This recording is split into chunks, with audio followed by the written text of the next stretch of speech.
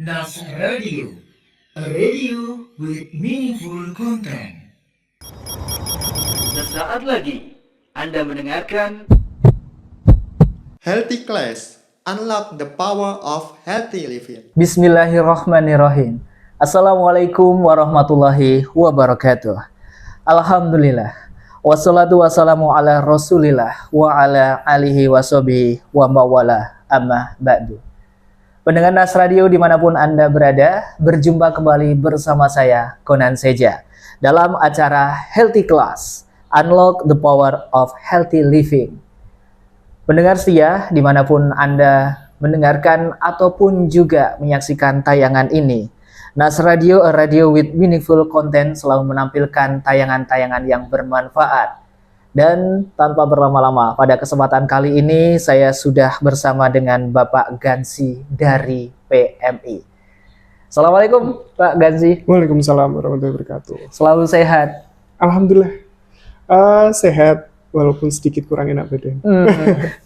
Walaupun berkecimpung di dunia kesehatan, tapi terkadang pun juga kita senantiasa harus menjaga kesehatan ya? Iya, benar sekali itu Pak. Tips kesehatan ala Pak Gansi apa kira-kira nih? Tips kesehatan ala saya, yang jelas pagi setelah sholat subuh mungkin ada aktivitas sedikit jeda untuk stretching, olahraga. Jadi sebelum memulai aktivitas atau kegiatan kita pada pagi hari, biasanya stretching dulu, aktivitas senam-senam kecil, olahraga kecil. Paling itu aja sih Pak. Habis itu baru lanjut aktivitas. Oke, itu secara kontinu ya? Secara kontinu. Nah, membahas tentang kontinu ini yang kayaknya butuh perjuangan yang hebat ya? Ya, adanya rutinitas pasti nanti adanya keterbiasaan. Jadi terbiasa akhirnya sudah menjadi pola sendiri. Pola ya? Ya. Oke. Pak Gansi ini di PMI bisa diinfokan itu di bagian apa namanya? Baik, kalau kebetulan saya itu di bagian pelayanan donor di subbagian P2D2S. Apa tuh P2? Oh iya, P2D2S itu sebenarnya singkatan sih Pak. Jadi kepanjangan dari pencari, pelestari, donor darah, sukarela.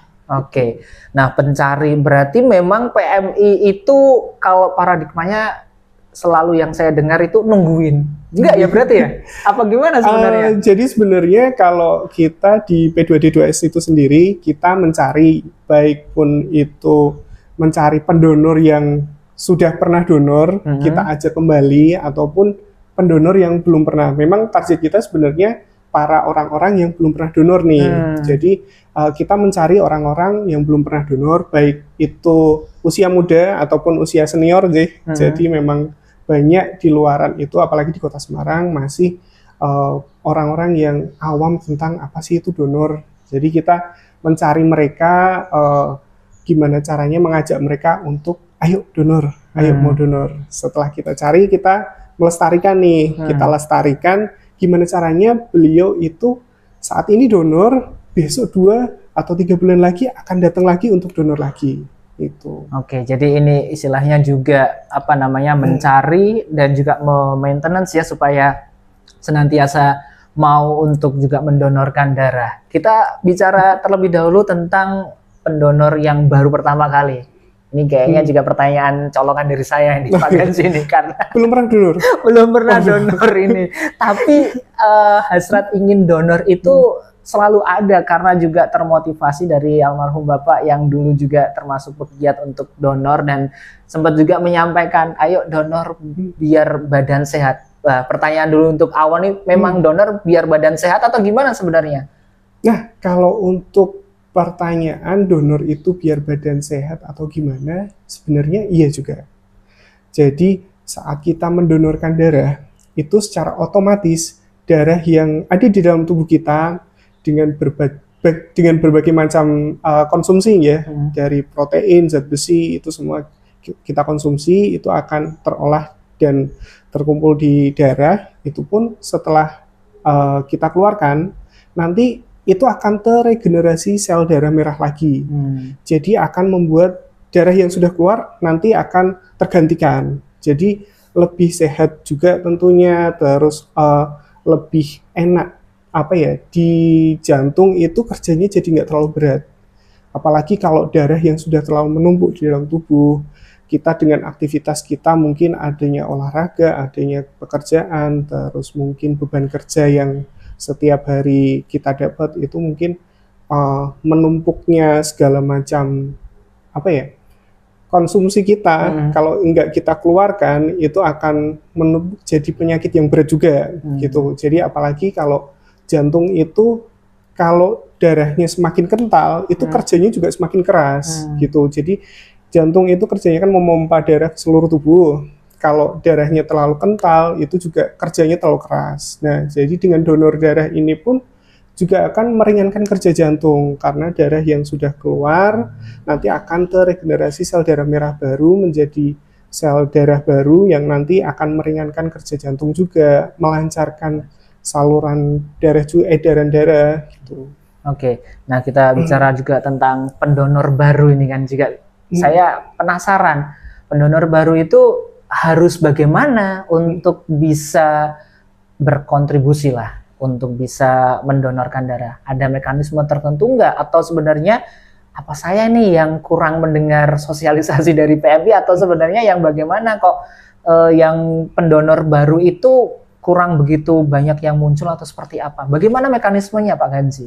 Ya, jadi kalau para pendonor itu, terutama yang baru ya, itu terkadang mereka mau donor itu sudah takut duluan, takut, ragu, ini aman nggak ya, ini kira-kira gimana ya cara kita untuk registrasi donornya dan sebagainya. Kita bicara di alurnya dulu lah. Jadi baik itu pendonor baru ataupun yang sudah pernah, itu memang setiap pendonor itu harus registrasi terlebih dahulu.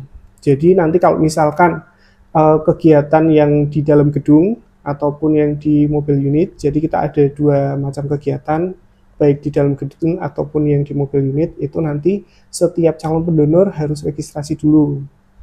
Registrasi, menunjukkan data diri sesuai KTP, SIM ataupun paspor, itu menunjukkan untuk kita data. Setelah ditunjukkan kita data, setelah kita data nanti akan mengisi formulir. Kalau secara teknis yang di dalam gedung ataupun yang di gedung PMI itu sudah by system. Jadi nanti setelah registrasi, si pendonor itu akan melakukan registrasi ulang di komputer. Jadi semua serba komputerisasi, jadi langsung tinggal registrasi lewat komputer. Nanti setelah registrasi lanjut ke pemeriksaan.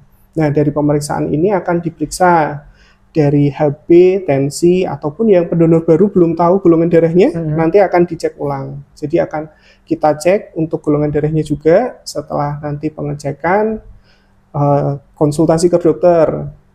Setelah masuk ke tensi, konsultasi sekalian, jadi nanti akan ditanyakan untuk riwayat hari ini. Kondisinya sehat atau tidak, kondisinya tidak mengalami penyakit apapun atau tidak ada gangguan apapun hari ini, nanti bisa lanjut ke donor. Setelah lanjut ke donor, nanti habis donor pun si pendonor ini jangan langsung buru-buru meninggalkan ruangan. Jadi kita harapkan setelah donor nanti kita arahkan untuk menuju ke refreshment donor. Jadi pendonor itu setelah donor jangan langsung buru-buru pulang nih. Nah, ditakutkan karena biasanya ada pasca setelah donor. Itu kita nggak bisa kita prediksi karena setiap orang itu kondisinya berbeda-beda. Jadi lebih baik nanti setelah donor langsung ke refreshment donor sambil kita berikan snack ya dari kita ala kadarnya walaupun secukupnya itu, sambil menunggu refreshment, sambil menikmati snack yang kita sajikan, kita berikan itu sambil dirasakan. Biasanya antara 5-10 menit itu kalau misalkan dalam kondisi tidak ada kendala apapun, tidak merasakan pusing, mual, ataupun kram, itu bisa boleh meninggalkan ruangan.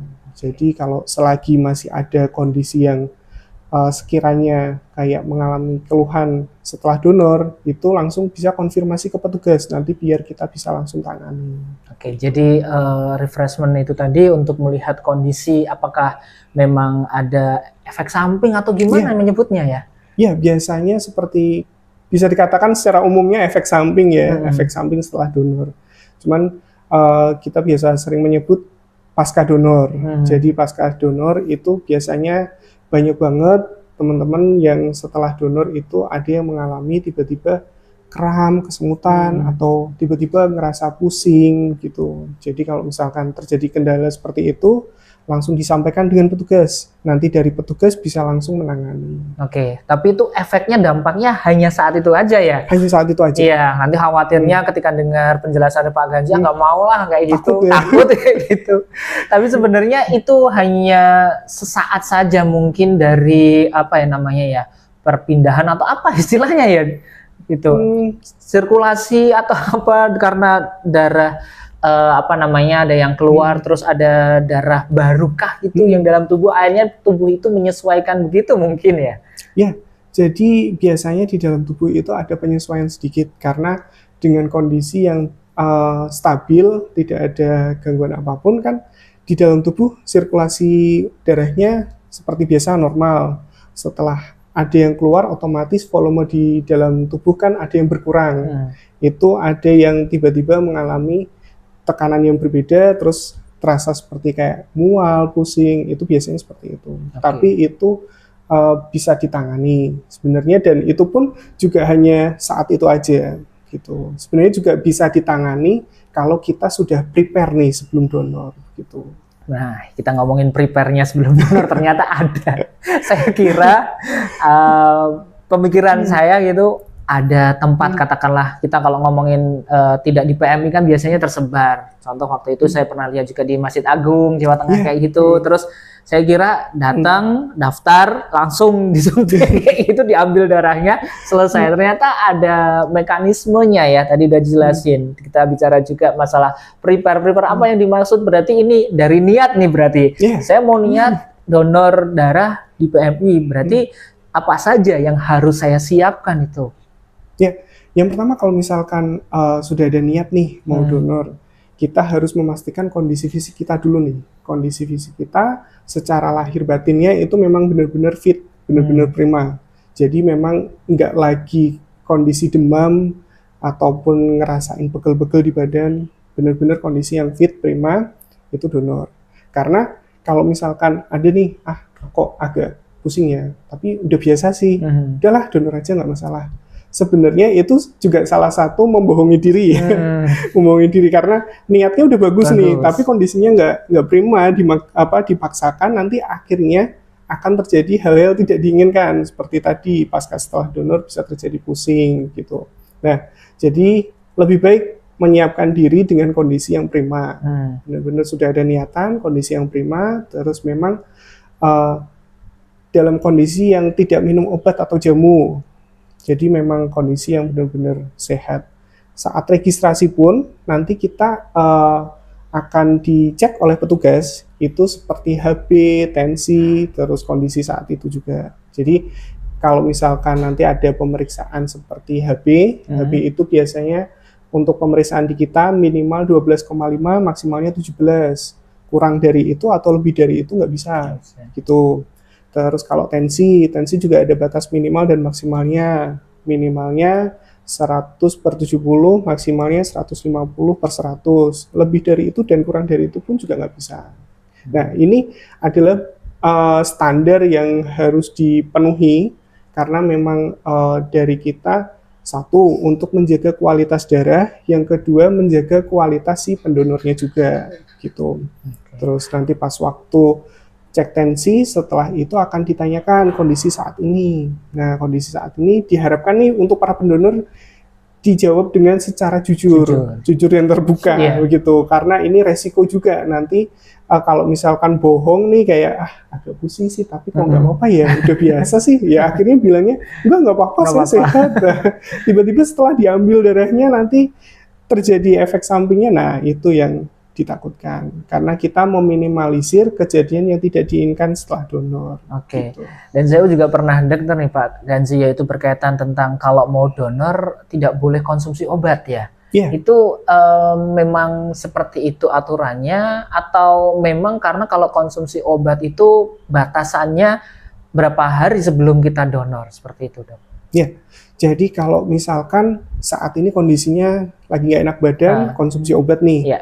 lebih baik 3-4 hari setelah konsumsi itu baru bisa donor. Jadi setelah berhenti dari tidak minum obat, 3-4 hari kemudian baru bisa donor. Karena obat itu kan juga diproses dan dicerna di dalam tubuh. Ditakutkan masih ada kandungan zat atau bahan-bahan obat yang masih tercampur dengan darah. Nah, itu resiko juga, kasihan nih. Karena kan kita mendonorkan niat untuk berdonasi darah ini kan untuk pasien yang membutuhkan.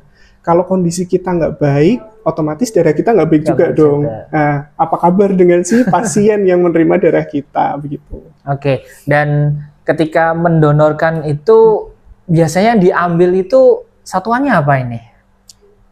Mililiter. Berarti gitu, berapa mililiter? Karena kan ada yang paradigma nanti diambil semua, kan nggak mungkin semua juga gitu, atau diambil berapa sih untuk ketentuannya satu kantong ya gitu. Satu kantong itu sekitar berapa itu? Nah, kalau untuk pengambilan darah dalam satu kantong itu biasanya kita ada 350 sampai 450 ml. Sebenarnya sedikit sih, karena kalau dihitung per botol minum itu ya, per botol minum kemasan itu nggak sampai 600 ml. Jadi masih botol tanggung gitu. Jadi nggak terlalu banyak juga. Jadi untuk kondisi volume darah yang ada di dalam tubuh kita itu kurang lebih 5,5 liter per berat badan gitu. Jadi kalau cuman hanya diambil 350 mili atau 450 mili kayaknya masih aman. Oke, dan itu ketika sekali diperiksa, sekali pengambilan ya? Sekali diperiksa, sekali pengambilan. Bukan berarti kayak saya masih kuat, tambah lagi, itu nggak bisa ya? Nggak bisa. Nggak bisa ya? Kayak gini. Apalagi ngerasa badannya gede, gempal. Badannya ngerasa fit, diambil, udah dicoblos sebelah kanan nih, minta lagi yang sebelah kiri. Nggak boleh? Nggak boleh. Oke.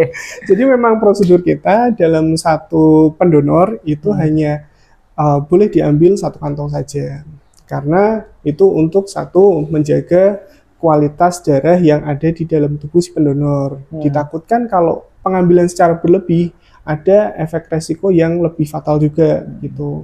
Jadi memang kita pengambilan satu kali saja, nanti dengan jeda 60 hari atau 2 bulan nanti pendonor boleh donor lagi gitu. Oke, seperti itu. Dan saya juga pernah dengar bahwa ketika pengambilan itu ada alat lagi atau gimana, yang dimana itu untuk mengambil kualitas darah yang terbaik itu.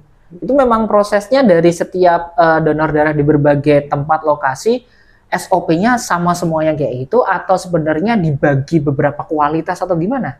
Nah, jadi kalau untuk istilahnya pembagi ya, pembagi dari kualitas itu sendiri, setiap prosedur donor yang sudah diambil oleh PMI Kota Semarang itu memang harus kita cek lagi kualitasnya. Jadi setelah diambil darahnya, terus kita ambil sampelnya juga dari si pendonor itu sendiri. Jadi dari sampelnya ini nanti akan diperiksa kembali di laborat. Jadi selain pemeriksaan di depan, ada HB, ada tensi, terus nanti setelah donor biasanya kita akan ambil 2 sampel untuk diperiksa di laborat. Jadi untuk mengecek kembali, benar nggak nih kualitas darah si pendonor A ini, dia kualitasnya bagus, kualitasnya baik semua, bisa dipakai semuanya komponennya. Nah, nanti akan diperiksa. Kalau misalkan kualitasnya ada yang kurang bagus atau kurang baik, nanti kita akan menginfokan gitu. Jadi memang kita menjaga kualitas darah itu dari saat pengambilan, terus pemrosesan sampai pendistribusian ke pasien. Gitu. Oke, jadi memang untuk quality controlnya ya cukup panjang juga. Panjang sekali. Dan mengetahui juga berkaitan, saya pernah dengar istilah resus negatif, resus positif. Apa sih negatif positif itu? Saya secara awam juga ingin tahu itu sebenarnya kalau di Indonesia itu rata-ratanya seperti apa, dan kebutuhan di masyarakat juga seperti bagaimana tuh, Pak Ganji? Jadi kalau untuk resus itu kayak penggolongan darah lagi sih sebenarnya. Jadi setiap orang itu punya golongan darah yang berbeda-beda. Ada 4, itu A, B, O, sama AB. Nah, dari tiap golongan darah ini ada pembagi lagi 2 jenis Jadi seperti resus positif sama resus negatif. Jadi setiap golongan darah masing-masing itu ada pembaginya lagi. Golongan darah A itu ada positif negatif, B sama, O sama, AB sama. Jadi pembagi ini istilahnya golongan darah positif sama negatif. Nah, masing-masing dari golongan darah ini kebanyakan kalau orang Asia itu lebih banyak atau lebih umumnya di golongan darah positif. Di resus positif maksudnya. Di resus positif. Nah, kok ada yang resus negatif?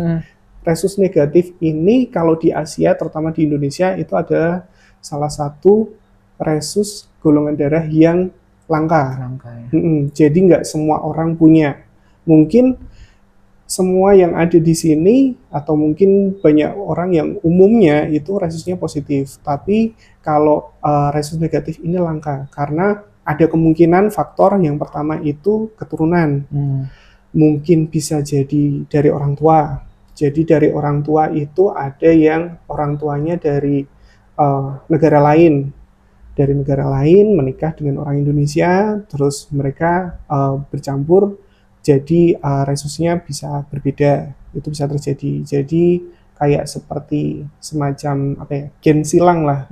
Itu bisa terjadi dari orang tua, dari kakek ataupun nenek ataupun buyut, jadi silangannya jauh itu juga bisa terjadi. Oke, Gitu. kalau untuk resus ini sendiri, apakah memang saat ini ketika saya kan tahunya bahwa hanya golongan darah saja, apakah kita bisa meriksakan untuk resusnya ini atau baru ketahuan ketika kita mendonorkan?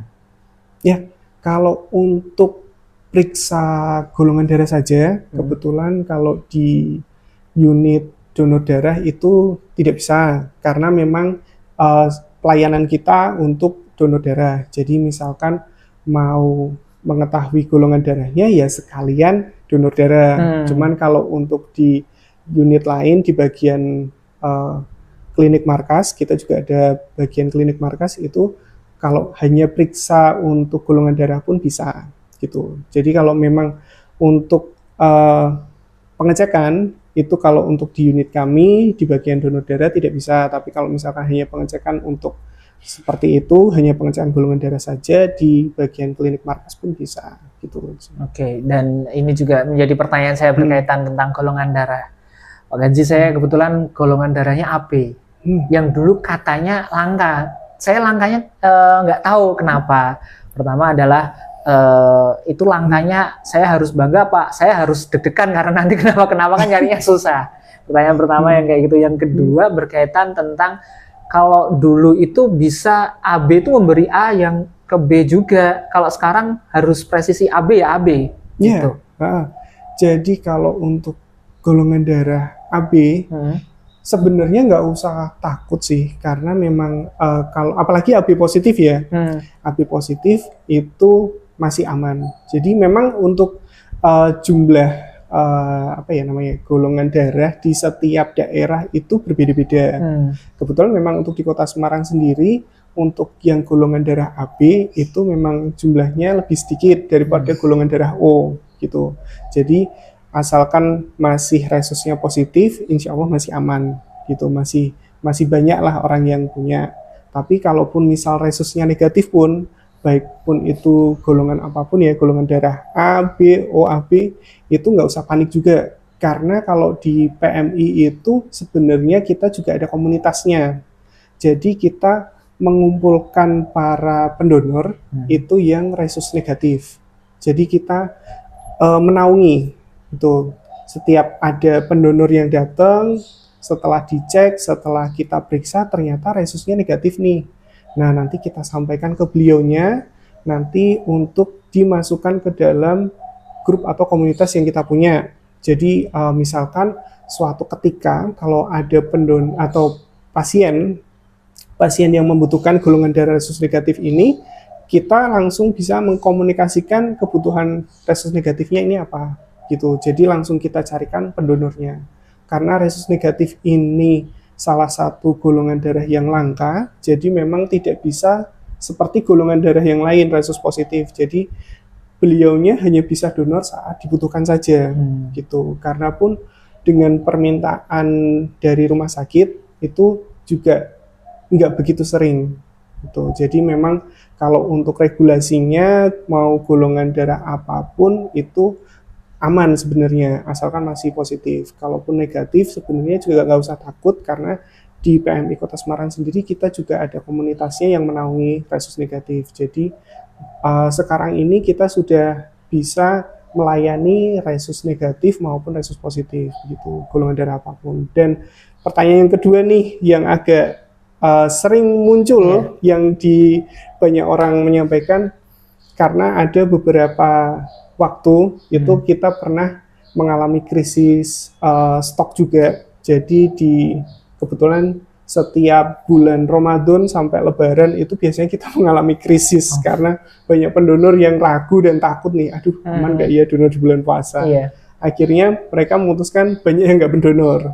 Padahal stok atau permintaan yang datang itu nggak stabil, stoknya berkurang, permintaannya pun masih sama. Akhirnya itu jadi ketimpangan. Nah, dengan cara itu kita ada donor pengganti. Nah, donor pengganti ini biasanya mengatakan, Mas, ini kan yang dibutuhin kan AB nih, golongan darahku O, udah ambil aja nggak apa-apa. Kan sama, O kan bisa mendonorkan ke mana aja. Iya, jadi bisa untuk kelintas atau bagaimana sebenarnya itu kan. Jadi memang suatu pembahasan yang ya cukup menarik ini ya karena ini. Dan nanti pun juga kalau ada dari audiens para pendengar persona dan lain sebagainya ingin mengetahui lebih mendalam, karena ini kan waktunya terbatas nih. Jadi bisa menghubungi Pak Ganzi kah atau ke PMI atau gimana untuk mengetahui lebih lanjut? Bisa, kalau ingin mengetahui secara lanjut atau masih penasaran tentang donor darah itu sendiri, langsung bisa datang ke unit donor darah. Nanti bisa tanya di lantai 1, sekalian tanya-tanya, sekalian donor bisa, atau mungkin bisa naik ke lantai 3 di bagian P2D2S, nanti ketemu saya, nanti bisa tanya-tanya lebih lanjut lagi gitu. Oke. Dan tentunya juga persona dimanapun Anda berada, bersama Pak Ganzi dari unit PMI ya, PMI Kota Semarang ya. Dan untuk kesempatan kali ini saya cukupkan, konon saja mengucapkan banyak terima kasih. Kita akan berjumpa di kesempatan lain lebih berbahagia di dalam acara Healthy Class, Unlock the Power of Healthy Living. Dan saya tutup dengan doa, subhanakallahumma wa bihamdika asyhadu alla ilaha illa anta astaghfiruka wa atubu ilaik. Assalamualaikum warahmatullahi wabarakatuh. Anda telah mendengarkan acara Healthy Class, Unlock the Power of Healthy Living. Nas Radio, a radio with meaningful content.